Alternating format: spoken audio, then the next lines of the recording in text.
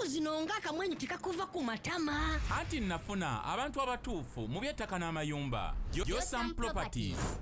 Bano bakufunira ettaka mu buli sayizi yonna gy'oyagala. Oyagala lya kyapa oba lya ndagaano. Oyagala lya kulimirako oba lya kulundirako. Naawe ayagala ery'okuzimba. Basangibwa Nansana okumpi ne Nansana Municipal Council. Bakubire ku ssimu 0748935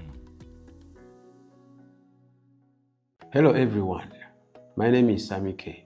I work with Unique Media, a gospel platform committed to sharing love and hope in our community. On 30th May, we will be hosting an outreach called Unique Girls Empowerment. Yes, Unique Girls Empowerment. Our mission is simple but powerful: to support and empower young girls between the ages of 15 and 18. Many girls in our community struggle to access basic menstrual hygiene products. So something that is completely natural often becomes a reason for shame, stigma, and even missing school. That is why our message is clear. Menstruation is natural. The stigma isn't. Through this outreach, we aim to provide reusable sanitary pads, soap, shavers, knickers, and other essential hygiene items to young girls in need. Our target is to reach 200 girls and remind them that they are loved, valued, confident, and beautifully created by God. But we cannot do it alone. We invite you to partner with us through donations, support, or simply spreading the word so that together we can make a difference in these young lives. If you'd like to support this cause, please contact us on +256 786 026 647. Join us as we stand together to empower the next generation of young women. Remember, menstruation is natural. The stigma isn't. God bless you. Okay, mwenna abekumira ku mutu gwa Unique Media, mbabuuzaako nti muli mutya, bigenda bitya, Mukama abakuumye atya, kansubira abakuumye bulungi. Nze Sammy K, sirina buzibu n'abakola ku Unique Media wano ffenna tuli bulungi. Mukama akola ebyamagero. Njala babuuzaako mwenna abagenzeko ku kyaki leero, naye nga mwagenze ne mukuŋŋaanako mbakulisaayo mukuliko eyo. Kyaki yagenze etya weekuba mu mutima, musumba bye yasomesezza obiyina mu mutima? Olina by'ojjukira oba ogamba bugambi omusajja yabuulidde?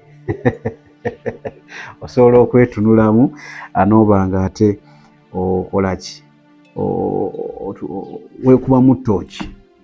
Then njala kutumirako naawe tokuŋŋaana oba togenda kusaba kyaki, naawe kennyini obeera wekka tosaba, tomanyi bya Katonda, naye ogamba bugambi kasita yantonda ajja kunkuuma.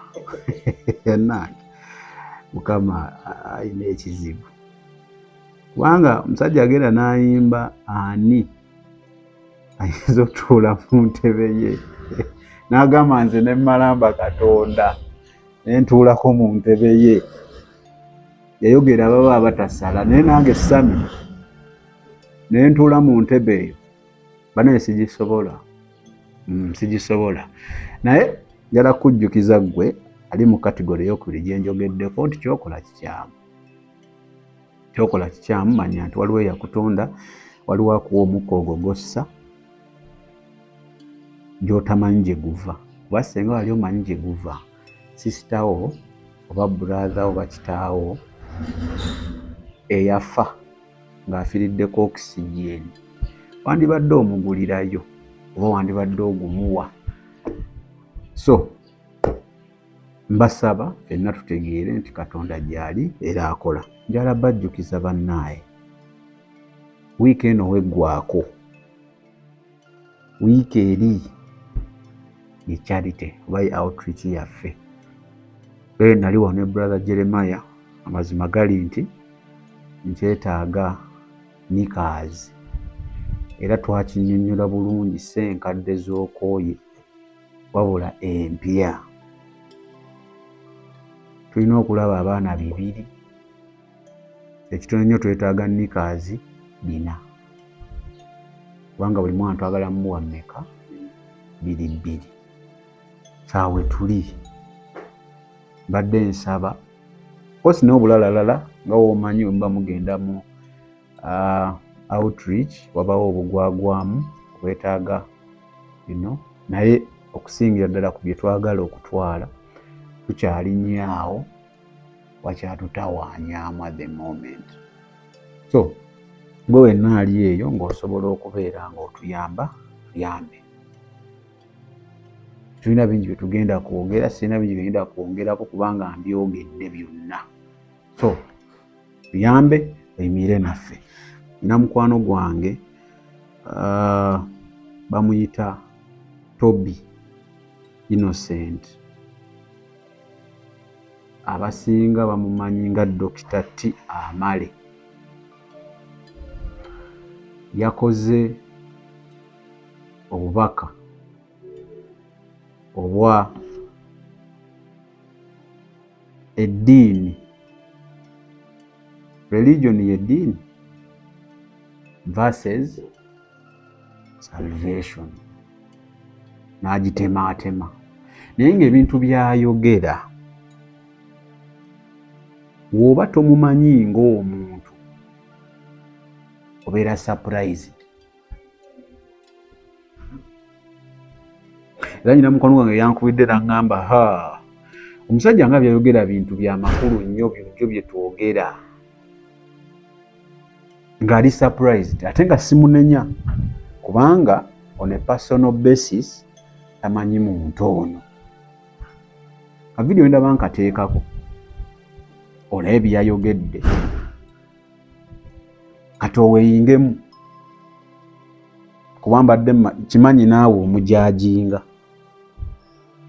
Kati oweeyingemu byayogedde, gw'oyogerako bimeka, obimanyi, obitegeera. Kale woba obitegeera obadde obimusuubiramu. So tulekerawo okujajinga abantu olw'okubanga tebeeyisa nga ggwe oyagala beeyise, olw'okuba tebeeyisa nga ggwe w'osuubira abalokole be balina okweyisa. I think kikyamu. Nina gwe nali njogerako naye emabegako ne mugamba nti ekizibu ekimu kye tulina mu Uganda oba mu Africa nga abalokole kwe kwagala oku africanizinga obulokole. Ensi zonna zirina kalica zaabwe. Tugenda ne tubbayo ebimu ebituyamba ne tubireeta ne tugaa kati omulokole alina kweyisawo ati, n'ebitali mu Bayibuli olumu tubigattamu. Kati ne tubeera nga ateeyisawo atyo, atatambulawo atyo, atalyawo atyo, atayogerawo atyo, kufa abatamanyi Katonda. Naye nziza okujjukizawo nti Katonda leka tumulekere omulimu gw'okusala omusango. Kuba yagukola ki? Katonda leka tuleme kukola mulimu gwe. Leka tulabe abantu tubagayidinge. Leka tuleme kutema kusala musango nti asala mala budde kubuulira oyo njiri. Oyo tomulaba byabeeramu. Nina gwe ŋŋambye nti tugenda kwewuunya nnyo ffe abamu abagenda mu Mugulu. Gwe simanyi oba ogenda, naye nze nkakasa nja kulwana ntuukeyo laazima. Naye tugenda kwewuunya nnyo nga tutudde tuti tulabe omuntu kyokero tunye tugeba naye tuli mu ggulu oba onanonyeeyo ki? Nkubuulira. So njagala musooke mulabe akatambi kano then mutegere kye ŋŋamba. Tobi nkweyanziza nja kunoonyaako lumu tubeere nga twogera. Weebale kuwa bubaka buno regardless nga abantu kye bakulabiramu tofaayo, sigala nguwa message weeti. Kale soke tugirabe then nja kudda. Katuliki anaagenda mu ggulu. Kyekibuuzo kye twaleka luli twali tubuuza nti omukatuliki, omuprotestante, omuseventh day, Jesus Day of Latter Saints bwe batabasodoksi banaagenda mu ggulu. Nja tusooke tuyige okusinza ku byawandiikibwa n'okumanya kwennina okutono. Tusinzirawo okugamba nti oba omukatuliki anaayingira ki eggulu. Tutandise bwe tuti religion versus salvation. Nti eddiini nga byolekanye butereevu n'obulokozi. Nja kusooka nkubuuza ekibuuzo ekisooka. Bwe zibanga eddiini nnungi lwaki zirwanyisa obulokozi? Kubanga bw'olokoka n'oyatula Kristo ekiro ne weebaka olwota jjajjawo gw'otaalabangako ng'ajja goba emisinde n'ejjambiya nga gamba ffe wano tetulokoka. Bwe zibanga eddiini nnungi lwaki bw'onywa omwenge n'onywa enjaga n'owasa abakazi b'oyagadde n'olekawo mukyalawo nga towerera na baana tewali afaayo? Naye bw'olokoka family ekola meeting mu kyalo ne bagoba mu kika, kitegeeza obulokozi butuufu okusinga obukatuliki n'obuprotestante n'obuseventh day n'ebirala. First explanation. What is religion? Religion is anything godly without the spirit of a living God or the daily breath of God or daily bread of God. Nchiddamu. Religion is anything godly without the spirit of a living God or the daily breath of God or daily bread of God.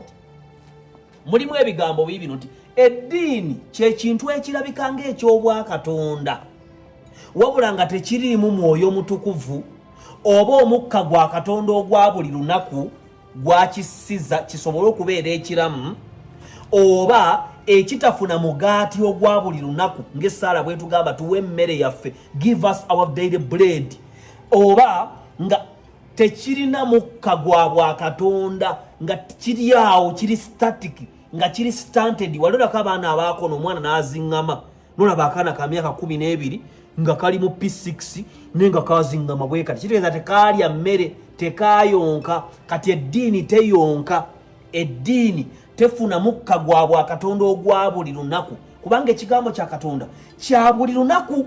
Kati eddiini zaakona. Era bw'ogenda mu kkanisa y'ewammwe, bw'ogenda e Rubaga, bw'ogenda e Namirembe, ebintu bye baakola mu 92 nakati bye bakola era bagoberera omwaka kya omwaka bba mu budde buli Yesu n'agenda e Galiraaya. Amiina. Ebyo Mukama yabyogera. Tusabire binyaffe Bikira Maaliya omulungi, otusabire eri mutabani wo Yesu. Amiina. Ne bawaayo ebirabo ne bafuluma ne bakola ki? Agenze mu bbaala, agenze mu ssabo, awalana munne omubbi, agenze mu kunywa omwenge, buli omu n'agenda akola ebibye.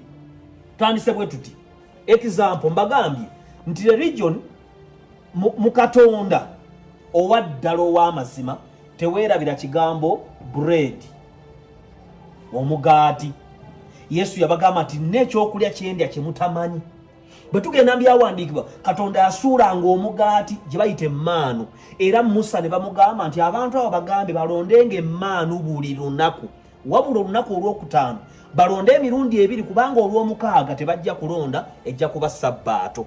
Kitegeeza nti bwe tuba tulokose tufuna omugaati ogwa buli lunaku mu kusaba, mu kusoma ekigambo kya katonda, mu kwefumiitiriza ne mu kukola obulungi. Kati kino mu ddiini tekiriiyo. Omugaati gwa lwa Sande n'olw'Essande luli kati mu masekkati awo tewali kiriwo. Ekyokubiri waliwo kye bayita breath, omukka gw'obwakatonda oba omwoyo omutukuvu. Jjukira lwaki tufuna omugaati buli kaseera? Tuli mu ddungu, ensi ddungu, tewali mugaati, tewali kyakulya. Kye kituweesa omugaati oguva wa katonda, kye kigambo kya katonda ekiramu.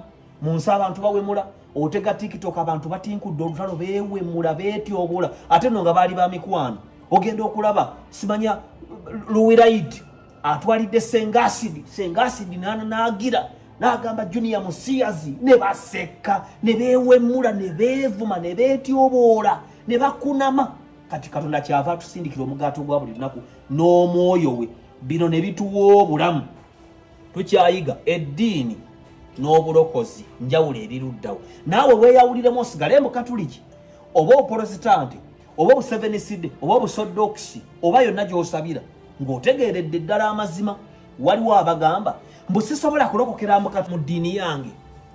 Tugende mu Matayo 9:15 Yesu n'abagamba nti abaana mukira mukaaga Matayo 9:16 tewali muntu atunga kiwere ekijja ku kyambalo ekikadde kubanga ekyo ekitungibwa kiyuza ekyambalo n'ekituli ne kyeyongera okugaziwa. Toyinza kukola butuukirivu mu Katuliki. Abakatuliki nze maama wange wa charismatic emirundi gye bamuwemudde ne gye bamuvumye mu ekereziya nga ndaba nga nkyali mu Katuliki mingi ng'ayimiridde bawogera ku bulogo asera ali wali ayina ekitamba ali wali abeewala n'abatudde wali abasezi bali wali n'omutamivu ali wali omusajja omukulu faaza asomesa eno bwaddamu ebigambo bw'oyimira n'obagaana omwenge bakuliisa nnyoko. Tosobola kulokokera mu ddiini kubanga ekyambalo ekikadde tekitabagana na kyambalo kipya. Kale lwaki tusaba omugaati ogwa buli lunaku n'omukka gwa Katonda kubanga bw'osoma ebyawandiikibwa Bayibuli egamba mu Genesis nti Mukama n'abafuuwamu omukka mu nnyindo zaabwe ogw'obulamu. Bwe tusoma bikolwa by'abatume nti omwoyo bwe tusoma bikolwa by'abatume Yesu n'abasiza omukka abatume n'abawa omwoyo omutukuvu bagende omukka gwa Katonda omwoyo gwa Katonda kituyamba ki tubeera abalamu. Remember when we say tuwe emmere yaffe eya bulijjo eya buli lunaku ne tusaba n'omwoyo wa Katonda tufuna kye bayita life. Jukira life eva mu mmere omuntu gy'alya n'omukka ogw'obulamu. Tewali muntu mulamu atassa, tewali muntu mulamu atalya. Kakati bwe tufuna bino, bwe tufuna life, amateeka gafuga obulamu gonna galimu ekigambo kye bayita life style. Enneeyisa nga baga nti Abaganda beeyisa batya, Abakalamojja beeyisa batya, Abatabbuliiki beeyisa batya, Omusiraamu yeeyisa atya. Ekisinga obukulu mu bulamu bw'obwa Katonda ye life style yo, byebikolwa byo byokola mu budde bw'olina mu lunaku ng'ozuukuse n'eng'ozzeeyo okwebaka. Ayo bbanga engeri gye weeyisaamu tezuukuka n'ensabako n'ennaaba n'endya ekyokulya waliwo abagenda tebali engeri life style yaabwe. Kati ate mu butonde bw'ekigambo life mulimu bulaadi. Kyovula Bayibuli ekugamba mu Tora mu bitabo 5 ebisooka nti obulamu buli mu musaayi. Kati ffe abalokole obulamu bwaffe bufunibwa ow'omusaayi gwa Kristo ate eddiini yeesamba omusaayi gwa Yesu. Kankubuuza ekibuuzo nga sinnavaawo awo. Mirundi emeka gy'owulira Omukatuliki ng'ayita omusaayi gwa Yesu? Emirundi 10 ojja muwulira ng'ayita Biikira Mariya, Yuda Taddeewo, abajulizi b'e Namugongo, Antoine omuzuuzi w'ebibuze, Kizito omuto n'abalala. Naye ffe tetwawukana na musaayi kubanga obulamu bw'obutuukirivu buli mu musaayi gwa Kristo. Tukkiriza nti omusaayi gwaffe Omuganda, Omunyarwanda, Omukiga gwali gwayonoonebwa empisa z'abajjajjaffe embi. Genda osome Peetero nti Yesu atugula mu mpisa z'abajjajjaffe ze twasikira ne tufuna life style eri mu musaayi gwe ne mu bulamu bwa Kristo oyo omwana wa Katonda obulamu. Ebyeddiini tebirina. Kati ate mu bino byonna muvaamu amaanyi. Lwaki omuntu w'engulu bw'akuba ekikondo ogwa? Omanyi nti omuntu w'engulu aba mukazi nze sirwana naye kubanga bali emmere ey'amaanyi. Kakati omugaati gwe tulya n'omukka ogw'obulamu gwe tufuna n'omusaayi gwa Kristo DNA eya Abraham, Isaac and Jacob etuyamba okufuna amaanyi. Amaanyi ago nga sigakuba bikonde wabula amaanyi agalwana ne Setaani nga Pawulo bw'atugamba nti tetulwana na mubiri na musaayi wabula emyoyo gy'omu bbanga n'abafuzi ab'amatwala abali mu bwengula ab'ekizikiza. Kati eddiini terina maanyi kulwanyisa maanyi ga kizikiza na Setaani Pawulo gw'ayogerako nti atambula awuluguma ng'empologoma ng'anoonya ow'okulya. Ekyo nammwe munjulira. Eddiini tegoba muzimu, eddiini tekola deliverance, eddiini esiiba omulundi gumu mu mwaka. Kati kigifuula ennafu kubanga bwetutambula setaani atulumba nga twetaaga okuboggolera emizimu. Mu Bukatuliki tebagoba mizimu. Weewaawo n'Ebusoddokisi n'Obusevensidde. Kati kitegeeza religion is powerless. Why? It lacks the bread, the daily bread and the breath of God. Remember, nakugambye nti omuntu atambulira mu maanyi ga mmere gy'alya. Genda osome 1 Kings chapter 19 verse 8. Nti awo omusajja wa Katonda yali aweddemu amaanyi. Malayika n'amuzuukusa emirundi 3 bw'amuwa emmere. Kubanga olugendo lwali lukyali luki. Jjukira Yesu ly'ekkubo n'amazima n'obulamu. Lwaki tulya emmere eyo buli lunaku? Olugendo lukyali luwanvu ate luzibu. Malayika kyava amugamba lya era onywe, n'addawo ne yeebaka. Mbu n'atambulira mu maanyi g'emmere eyo ennaku 40. Ekitegeeza omuntu emmere gy'alya ne bwe muba bulokole. Omuntu asobola okubeera mu bulokole mu kkanisa nga teriimu mugaati oba mwoyo mutukuvu, n'ataba na maanyi gamutambuza kuwangula setaani. Pawulo gwayogerako atambula nga awuluguma. Ekirala, ne mu bulokozi osobola okufuuka eddiini. Abalokole tulina ebintu bingi bye tukola nga bya rutiini. Lunch hour, night prayer, okusaba ku ssaawa 9. Ani yakugamba kiragiro ki ekiriwo nti osaba ku ssaawa 9 ogw'ekiro?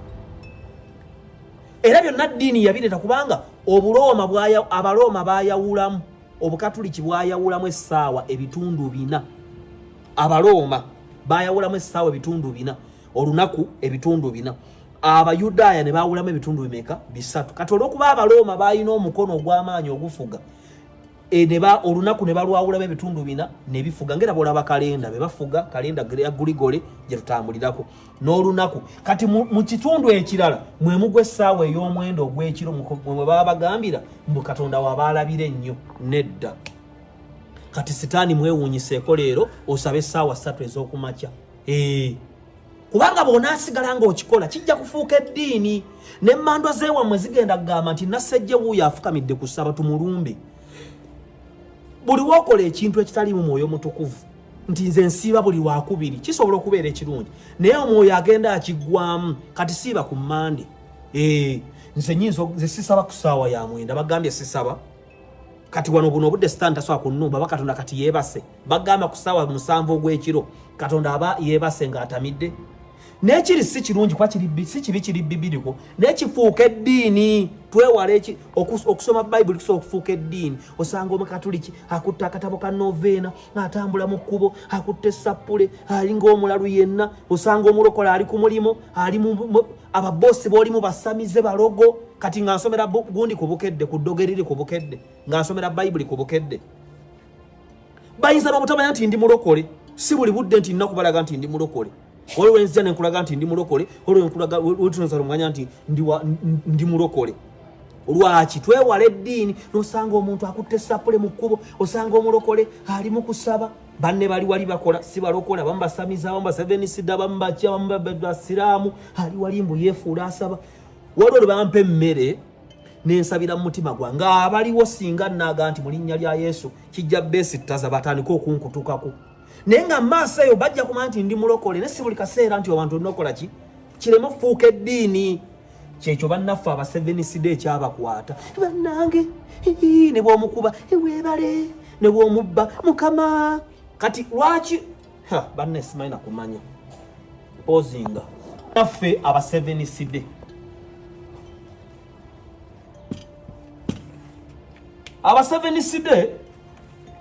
emu ku dimoni eyabawamba yey'okwefuula abatuukirivu ne bafaanakanako n'ababiikira. Abasevensidde basinza olunaku olwa Sabbiiti. Kati kino kyabafuukira eddiini, kyabafuukira ekibumbe, ng'ate Bayibuli ejja kugamba bweti, ndowooza mu Leviticus 10 ejja kugamba Leviticus 10 ejja kugamba nti teweekoleranga kibumbe, teweekoleranga kifaananyi. Eriwo Abaleevi 10. Eky'Abaleevi si Baleevi, kiriwa wano, kiriwa kaka teweekoleranga kibumbe wadde ekintu kyonna.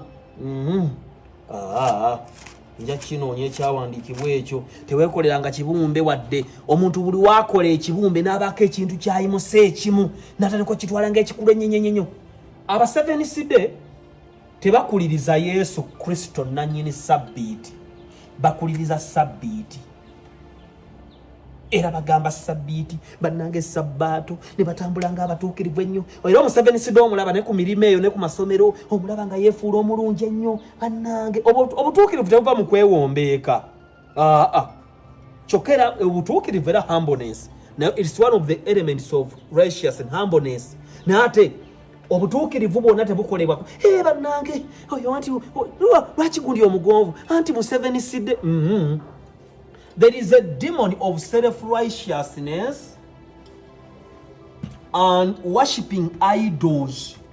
Anything that you exalt above the name of God is an idol. Ekyokulabirako sabbaato eri bibiriku era bw'osoma ebitabo kino Torah, bw'osoma Bayibuli okuva wano wetandikira ku Genesis paka Revelations ejja kwogera ku kigambo kyebata sabbiiti, okuwummula. Shabbat kigambo kya Luyudaaya, Shabbat okuwummula. Naate tetukisinza kubanga Pawulo ajja kugamba mu gundi Mbaluumi nti ennaku zonna zenkanankana. Kyokka ate waliwo ennaku ezitakola ki? Waliwo alowooza nti ennaku zonna zenkanankana, waliwo alowooza nti tezenkanankananga. Kati oba zenkana oba tezenkana, Kristo asigala yagulumizibwa so olunaku. Fe abalokole ffe tusinga okutegeera sabbiiti naye tetugigulumiza kusinga Kristo kuba Kristo ye sabbiiti. Kati baba naffe era sabbiiti ekintu eki n'omubuuza mu Bayibuli sabbiiti yokka yeerimu era sabbiiti ne beesiba ku kintu kimu. Abo nabo ne kibafuula abannaddiini ne babeera n'obutuukirivu obufu. Tugende ku kirala, tugenze ku kigambo kye bayita faith. Eddiini terina kigambo kye bayita faith. Jjukira faith mu butonde bwayo comes by hearing and hearing the word of God or any word.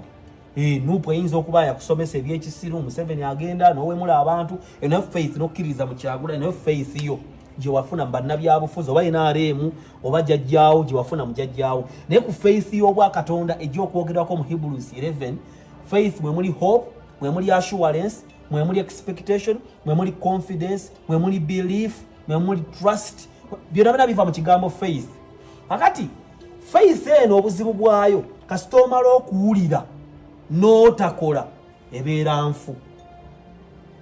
It's a process whereby when you hear you become a slave to Jeshua.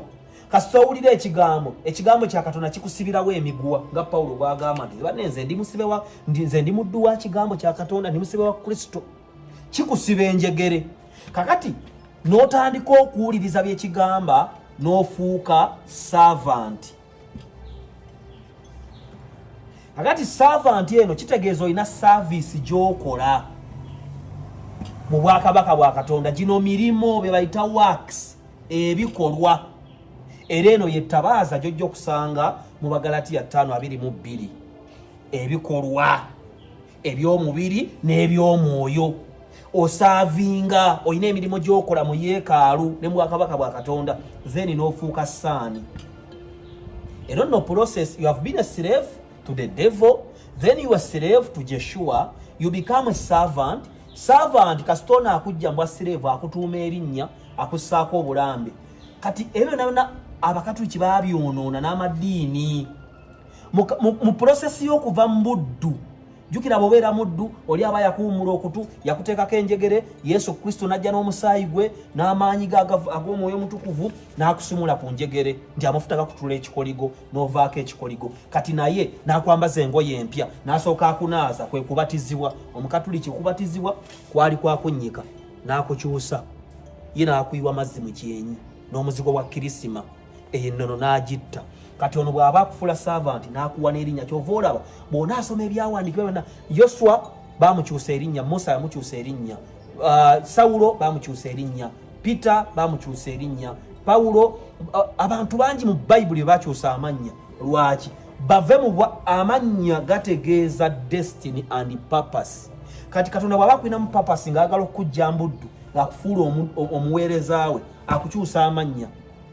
akwambaza ekyambalo ekipya Pawulo akyogerako ekyambalo mwambale ebyambalo engatto ekizibawo engabo enkofiira akwambaza ekyambalo n'otandika okukola emirimu gye then n'ofuuka omwana kati ono omwana yasikira obwakabaka bwa Katonda kati amadiini process eno yonna tebagalina kubanga tebasavinga they don't serve they are not sons of God they don't believe in Joshua they believe in his mother olabye obadde okimanyi ebitundu 46 n'obutondotondo 4 be baana ab'obuwala abava mu ssomero buli mwaka nga bali wakati w'emyaka 15 n'emyaka 18 ebbula ly'essente ebikozesebwa mu nsonga zaabwe ng'abakyala bye bimu ku ebyo ebibaviirako okuva mu ssomero nga bakyali mabujje Unique Media Menstrual Empowerment 2026 twesoboddeyo okubeera omukisa eri abo abatayina twegatteko tudduukirire bannakazadde b'eggwanga abenkya ingero 11:25 emmeme gabagaba inaagejjanga afukirira naye alifukirirwa waayikyo ekitono ky'oyina kiba omukisa eri omulala nga tufunira abaana bano ebikozesebwa omuli reusable sanitary pads sabbuuni shavers engoye ebbaafu oba bucket na kyonna ekikozesebwa ky'osobodde ky'olabanga ekitalina makulu gy'oli kya mugaso nnyo eri omulala obuyambi osobola okubuyisa ku noti 786 noti 26 okugaba guba mutima eri oyo yenna akiwulira wabula si kyabuwaze ng'ennaku z'omwezi 3 omwezi ogwokutaano 2026 Unique Media Menstrual Empowerment. Tugenze ku kirala. Religion does not grow. Waliyo ekigambo kye bayita growth. Ani agala okuzaala omwana kummwe omwana oyo asigale ku myaka 2 oba asigale nga omwana ali myaka 10 nga tayogera kati amadiini tegakuza kuba tegalya ate tegayonka ate tegassa kati tegakula sigamba nti bonna abali madiini bagenda mugeyeena naye njagala gwe weeronderemu n'omwoyo wa Mukama akulungamye addiini n'abalokola abamu tebakula kisinzira eki omuntu akula okusinda ku mmere gy'alya omwana bw'akona tumuwa obuwunga tumuwa ebyugi ne tumuliisaliisa bigulinizi n'alya ku nkejje ensekule n'ebinyeebwa n'ogenda okulaba kigeza amatama kati omulokole ateekeddwa okukula kyokka mu ddiini tewali kigambo kikuza kati ojja ssanga abantu nga bakulu myaka 5 3 4 ameka naye nga bato ba bebi mu mwoyo nga bakyali amata nga Pawulo bwe yagamba. Tugenze ku kirala nagambye to do things repeatedly even in salvation. Eddiini kwe kukola ebintu ebiddiringana buli lunaku nga tebikyuka omwoyo wa Katonda muzibu mujja ku Sunday nga muzze kusaba Mukama n'abagamba musabire omuntu olunaku lulamba ne musiba amugoba muzimu gumu Bukatuliki tebiriyo Seventh Day tebiriyo Protestant tebiriyo ekigambo kya Katonda kizibu muyinza okujja muzze kusaba Mukama n'abagamba musinze waffe mu Kereziya waffe bagobamu aba charismatic mbo bazindira mu misa babagoba kitegeza misa ayi Mukama tusaasire amin ebigambo Mukama ffe Yesu Kristo nga byawandikibwa Luka Katonda emirembe n'emirembe ebeefuuse eddiini tewabakula then mu ngeri ennyangu ey'ensi eddiini eringa bonna basome ffe twava amasomero ga bonna basome oba osomye oba tosomye teacher jesaawa 6 ffe ne twakula Piero itwava mu nseenene imagine naye nga tukompitinga n'abaana abali ku Kampala Parents kati obulokozi international school baana balya bulungi baana nabo balina obunafu bwabwe kubanga bantu naye omutindo ko bassa amasomero ga international school ne bonna basome mu bonna basome omwana afuna olubuto ne mulaba ku myezi 5 kuba baana bakulu oba basoma oba tebasomye oba tebasomye pulepu omwana amala kulima ewaka najja atalidde envunza zimuluma atambuza bigere ge madiini kaka tuzzeko ekigambo pozinga Sophie fighting Israel. Any person that fights Israel is under a curse. Olwokuba nti politics yayingira Yesu bwajja agenda okujjanga Abaroma be bafuga ate Abaroma kyekiwaye kyavaamu Obukatuliki kati ne kitandika okufeebya mu kukyusa Bayibuli amannya agasinga ne kigatuuma mu Latini ne mu Luguliki amakulu g'Oluyudaaya nga Katonda bw'ayagala kuba tugamba let your will be done. Katonda buli kye yakolanga kyayina amakulu gaakyo bannaddiini batta ne batandika okulwanyisa Isirayiri. Era eddiini naddala obukatuliki bujja Israel mu kifaananyi ne bujja Yesu ne Israel, kubanga jjukira bw'ona asoma Zakaliya ojja kulaba abaana ababiri ab'amafuta. Ababiri abo ab'amafuta kuliko Jeshua ne Revelation zakyogerako. Era ne bw'olaba fulaga ya Israel kuliko emigundi bweziti ebiri, side eno ne side eno. Ku bikonde ebyo ekimu ye Israel, ekimu ye Jeshua oba Yesu. Ebyo no Munadiini yabijjawo n'ateekawo ebintu birala nnyo. Kati ekifaananyi ne kiva ku Katonda ne ku Israel ng'ekigenderwa kye bwe kiri, kubanga tujja kusoma wano Samuzi tata waffe Dawudi nga bw'atugamba nti bw'oneerabira Isirayiri olulimi lwo lujja kwesiba, tojja kuba n'amaanyi, ojja kuba munafu. Tumena na Zabuli abalekatu ne basoma Banadiini basoma Zabuli, basoma bitabo bikadde batandikira eno. So ne boonoona ebintu bingi olw'ebyobufuzi. Ogenda okulaba ennono z'obwa Katonda, baptism okubatiza bakwonoonye, Bible bagikyusa ne bagyonoona. Embaga za Katonda nze kikwewuunyisa, mu Bayibuli mulimu embaga za Katonda. Nga bw'onasoma Deuteronomy akulagira embaga z'obwa Katonda oba kyamateeka kikulaga embaga za Katonda. Ne Pawulo azoogerako nti awo ne twambuka e Yerusaalemi ku mbaga ey'okuyitako. Abakatoliki ne babijjawo byonna ne bassaawo okunyeenya amatabi. Kugamba bo basobola okujjawo ekintu ekyamakulu ne bassaawo ekintu nga tekirina nnyo makulu gali awo ne bakikuliriza. Kati embaga za Katonda zonna ezisinga omulokole mwajja amaanyi. Lwaki tukola embaga? Ng'Omuganda bw'ayabye olumbe n'omulokole oba omuntu asinza Katonda alina embaga z'akola ezimunyweza mu musaayi ne mu bulamu bwa Kristo obw'ekituukirivu ne bazijjawo zonna. Amannya gaafuuka ga Lulatini nfo ky'okubeera ag'Oluyudaaya. Amakulu g'obwa Katonda ne Kristo ekinyusi kye tukkiriza ne byonooneka.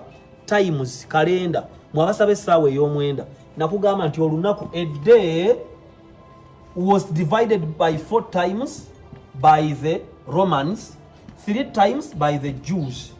Kati Yesu we yabanga asaba yagobereranga kalenda y'Abayudaaya ey'olunaku nti oba nsaba ku makya nenziramu olweggulo nenziramu n'ekiro. Kati bw'avaawo Abaroma ne baleeta egundi yaabwe, mwe mugwa essaawa ey'omwenda gwe gy'olemerako simbi. Si kibi kuba ne kalenda gye tugobera yaabwe, naye nkulaga nti amakulu g'ekigambo kya Katonda gagenda ganaabuuka. Era mu mbeera eyo bangi bazikirira ne babula, kubanga half truth is total lie. Tugenze ku ndala. Different fire. Madini kibaita different fire.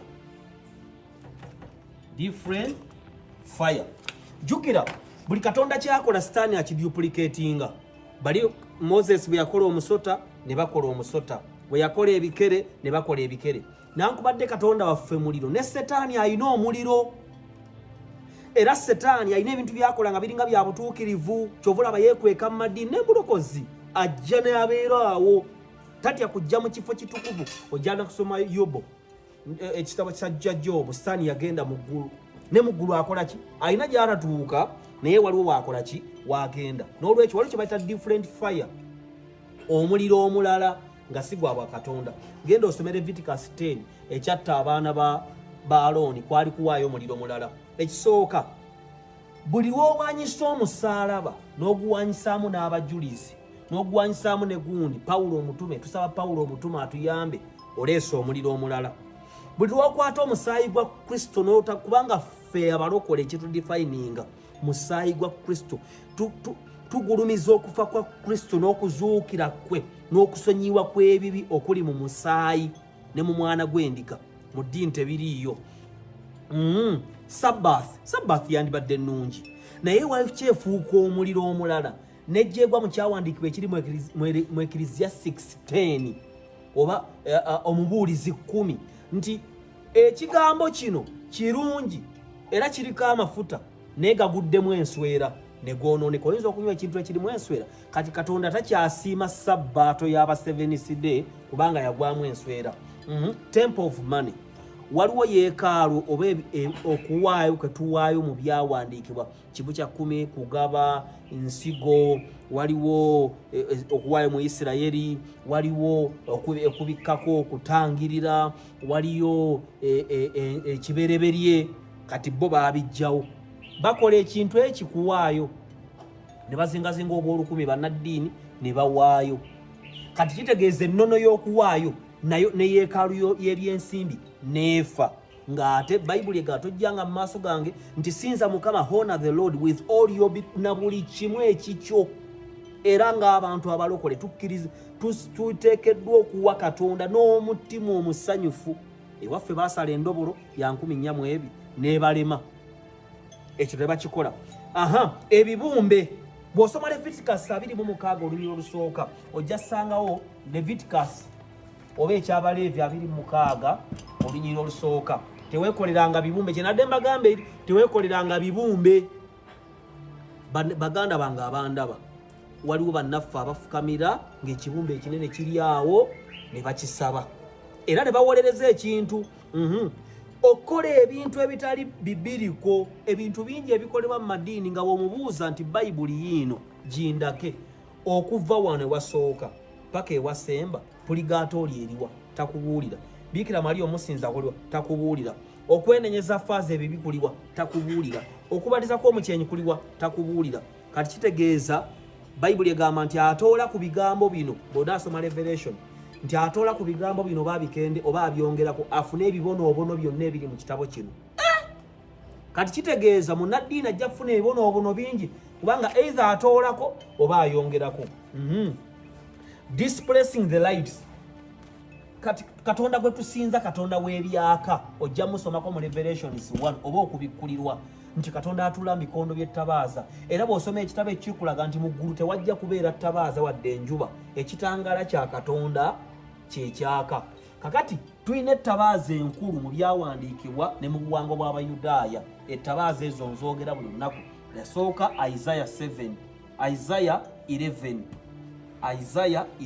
eyo ttabaaza gye bayita menora era bw'ogenda ku neeti genda ononye menora ojja giraba ya bikondo 7 tulina gye tuyita hanukiya erimbagala tiya 5:22 ettabaaza ebikondo 9 abakatuliki baafuna kando emu ne bagiteeka wali nebanga limbo amadiini gabikola baganda bange sikuwaayiriza njagala olondewo ekigambo ekirala ekimu ku bisembayo traditions eddiini ekwataganye n'ebyobuwangwa era omuntu abeera mu ddiini nga musamize comfortable mu kwanjula baleeta omwenge ne maama nesimanya nasitula ku taata simanya kasuze katya simanya oluwombo lw'abasajja simanya empogola kwabya nnyimbe kuziraga bafumu yiweemu amafuta simanya muloge bibeera mu madiini kubanga traditions zaalema okwawula ffe bwe tulokoka tulina bye tusigala tukola mu tradition bwembuuza omuntu neewombeekako siryanga njogera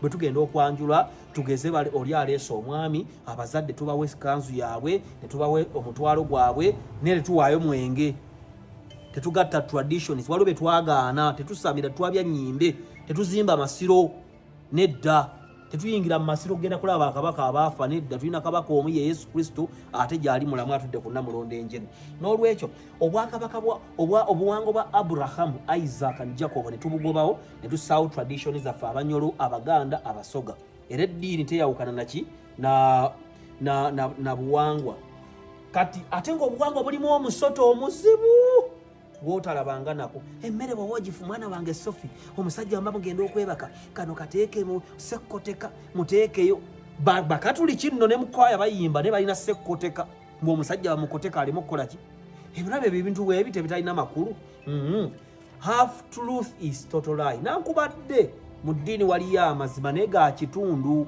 ate nga mu butonde bw'okumanya abantu ba Katonda babuze olw'okubula okumanya kyekiringa ekisembayo knowledge mu ddiini oyigayo ki? That's my question. What do you learn from religion? Kubanga bonaaba tomanyi ojja kuzikirira ate waliwo abamanya ne bagaana okumanya ekyokulabirako the fathers reverend fathers bafather basoma n'Oluyudaaya ne basoma amazima gonna abannaabwe bwe bajja okubuulira tebabibuulira. Bafather bayiga basoma kumpi emyaka 20 mwegi, n'asoma Olulatini, n'asoma Oluzungu, n'asoma Oluyudaaya, n'asoma ebyawandiikibwa, n'abimanya, n'abinterpretinga, n'ajja n'akulimba, n'akwasa ye bw'ajja n'agamba Bible, tosoma Bible, ye n'akusomera. Obwo bwe bulemu obusooka. Biki ebitunyweza mbulokozi? Twatula Kristo. Ekirala, tugenda ne tukuŋŋaana mu yeekaalu omuli ekigambo n'omukka gwa Katonda. Tubeera bumu mu kusaba, twenenya, tusoma Bayibuli, tugula Bayibuli nga bw'ogiraba eno, tugisoma buli lunaku. Ekirala, tugaba, tuwaayo, tugabira banneiba ne tuwa ne Katonda mu kwagala, tukola obutuukirivu, tuba n'okukkiriza, tuba n'essuubi, tuba n'okwesiga, n'okulowooleza mu Katonda oyo, kubanga nga bw'olaba Hebrew 11 ye buli kimu ekyaffe. Kaakati gamba nti nze tugeze Tobbi mpulidde ebigambo by'obwakatonda era nzikiriza Kristo nti wafa ku musaalaba n'ozuukira n'ogenda mu ggulu, era ondaba byonna byenkola. Saasira obutali butuukirivu bwange ondokole. Nzikiriza okusembeza gwe Kristo, omwana wa Katonda omulamu, era nsaba omwoyo wa Mukama angweko annuŋŋamye nfune ekkanisa mwensabira, ate nyingire n'obwakabaka bwo ng'ekiseera kituuse. Amiina. Onoonye ekkanisa otandika okusaba. Kati nga wookalabye ndowooza otandise otegeera nti lekera awo ojajinga abantu. We bamuyita Dokita Tyamale we yeeyita, azannya bintu bya komedi, era w'omulaba oyinza olowooza si mulokole. Naye nga nakugamba kanisa ddwaliro, buli omu alina process kati watuuse. Waliwo abaliko oxygen, waliwo kati abafunyefunyemu ku maanyi batambula. Kati buli omu akyalina kyalwanagana nakyo, naye tekijjaawo nti buli muntu tulina okumuwa chance, tulekerawo okusala emisango. Kati mu byayogedde njala kubuuza ggwe, kati ndi naawe, agenze n'agamba mu ntandikwa nti awadde definition ya religion, n'ayogera ku mugaati, era n'ayogera ku imaana oba imaana, omugaati, nti baabagamba buli lunaku balonde nga ki, naye ku Lwokutaano balonde nga emirundi emeka, oba ku Lwomukaaga tebakola ki? Omugaati ku tayimu eno oba obitegeera oyinza gunnyonnyolanga ki? Omugaati kye ki mulokole? Ngenda balekera bibuuzo, kubanga oyinza okugamba nange munnange ndi omugaati, olinayo emigaati gyo mu kitchen. Omugaati kye ki? Ekyo kimu. Ekyokubiri, ogulya buli lunaku.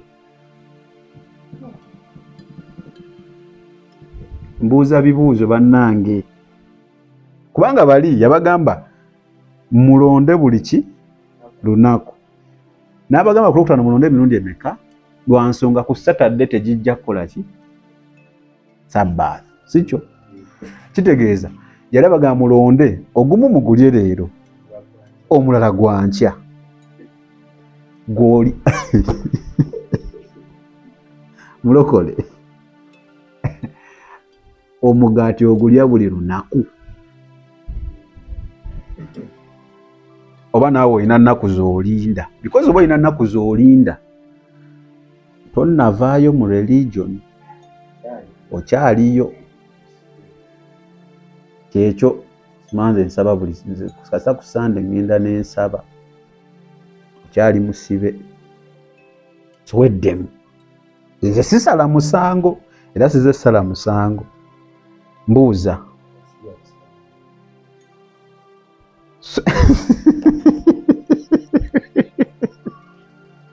mbuuza ekirala naye munsonyiwe, Yinaali wananzise enseko. Tuka video saagala ewanvuwe. So wedde mulokole omugaati ogulya buli lunaku. Ekirala wobeera mulokole ogayidingibwa Mwoyo Mutukuvu kubanga oba wakkiriza Kristo. Njala kubuuza kino, wakkiriza Yesu oba Kristo? Oli ajja kuŋŋamba nti be bamu baali bamuyita Yesu Kristo. Awo tonnategeera naawe. My brother, my sister, naawe awo batonnategeera because Yesu si yaani wadde ogagatta wamu tugamba Yesu Kristo. So kubonna okkirizaani era nteeraawo ensonga. Omusajja omwana ebintu byayogeddeko bye ndi mu kugikola ki?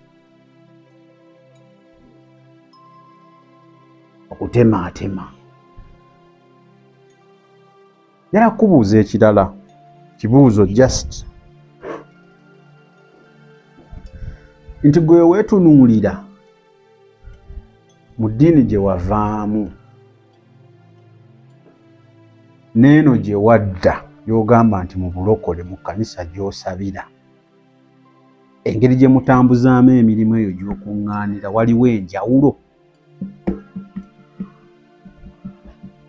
Enjawulo weeri? Oba wakyusa bukyusa kye bakuyita? Enjawulo gye ŋŋamba yeeriwa? Bwe tubeera eri mu religion, I'll give an example. Father yaba omukatoliki. Father kyasomye kyekyo era mmwe ogwammwe kuddamu amiina. Katonda yeebale. Ontegedde? Father waasabisa mmwe gwammwe kuddamu amiina. Nkuwayo ekirala, Bakatoliki bo basaba maama atuuse ki essaala zaabwe. Ewammwe musaba Katonda oba mulina musajja wa Katonda gwe muyitamu abatuusize?